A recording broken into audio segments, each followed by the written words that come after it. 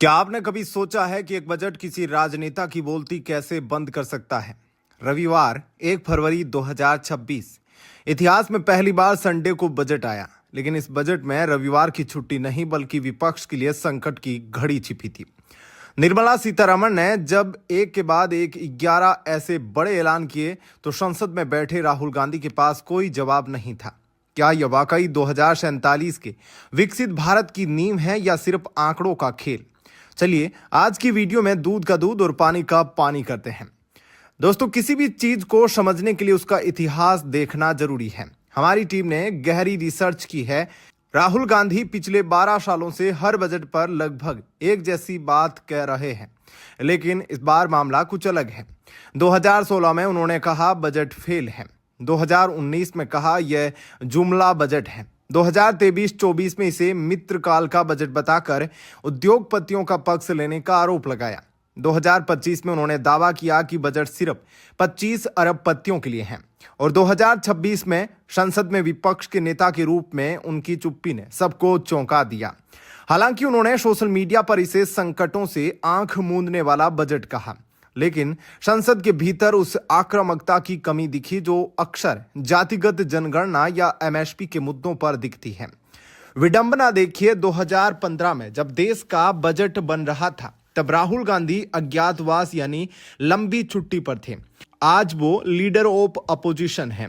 उन पर जिम्मेदारी बड़ी है, लेकिन जब वित्त मंत्री आंकड़ों की झड़ी लगा रही थी तब राहुल गांधी के चेहरे पर छाई खामोशी और उनके सोने के पुराने आरोपों को लेकर सोशल मीडिया पर मीम्स की बाढ़ आ गई। क्या एक गंभीर विपक्ष का यही चेहरा होना चाहिए जो सिर्फ सोशल मीडिया पर एक्टिव हो लेकिन सदन में विजन की कमी दिखाए? आप अपनी राय कमेंट में जरूर लिखें। सबसे पहले बात संडे बजट की। पहले बजट 28 फरवरी को आता था, फिर 1 फरवरी को हुआ और अब रविवार को भी काम। यह मोदी सरकार के वर्क कल्चर को दर्शाता है। दूसरा झटका लगा उन लोगों को जो सनातन विरोधी है। राष्ट्रपति द्रौपदी मुर्मू का वित्त मंत्री को दही चीनी खिलाना सिर्फ एक रस्म नहीं बल्कि देश की संस्कृति का सम्मान था। तीसरा और सबसे आधुनिक झटका content creator labs. Rahul Gandhi अक्सर रैलियों में युवाओं को टोकते हैं कि वो मोबाइल पर रील देखते रहते हैं, लेकिन सरकार ने इसी मोबाइल को रोजगार का जरिया बना दिया। 15,000 स्कूलों और 500 कॉलेजों में AVGC animation, visual effects, gaming and comics lab बनेगी। इसमें 10 लाख नौकरियों का अनुमान है। अब युवा सिर्फ रील्स देखेंगे नहीं, रील्स से पैसा कमाएंगे। राहुल गांधी के बेरोजगारी वाले नैरेटिव पर यह सरकार का सबसे बड़ा डिजिटल प्रहार है। चौथा झटका उन क्षेत्रीय पार्टियों के लिए है जो साउथ वर्सेस नॉर्थ की राजनीति करती है। इस बजट में 70% हाई स्पीड रेल कॉरिडोर दक्षिणी भारत को दिए गए हैं। स्टालिन और केरल सरकार जो भेदभाव के आरोप लगाते थे उन्हें विकास के आंकड़ों से चुप करा दिया गया है। विपक्ष कहता है कि बीजेपी गांधी को नहीं मानती, लेकिन झटका तब लगा जब महात्मा गांधी ग्राम स्वराज पहल शुरू हुई।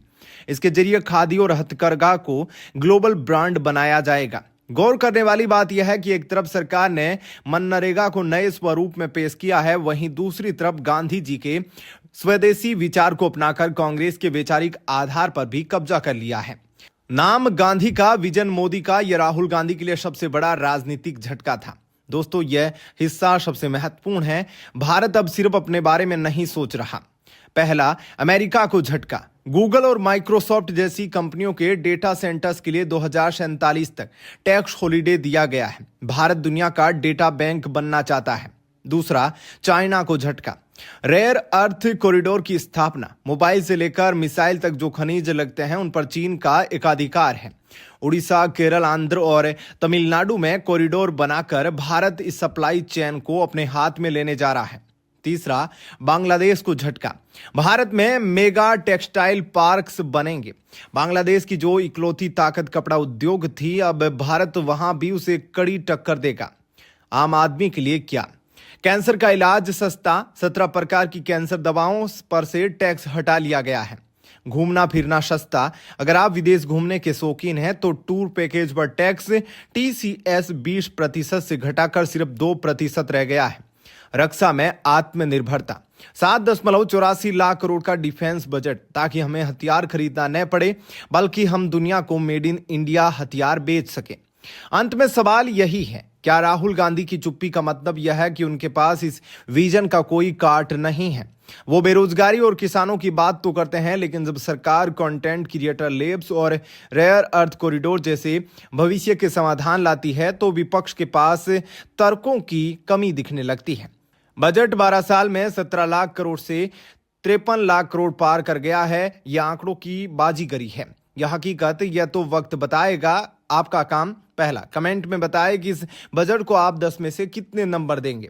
क्या आपको लगता है कि रविवार को बजट पेश करना सही फैसला था? वीडियो को लाइक करें और उन दोस्तों को भेजें जो बजट को बोरिंग समझते हैं। धन्यवाद।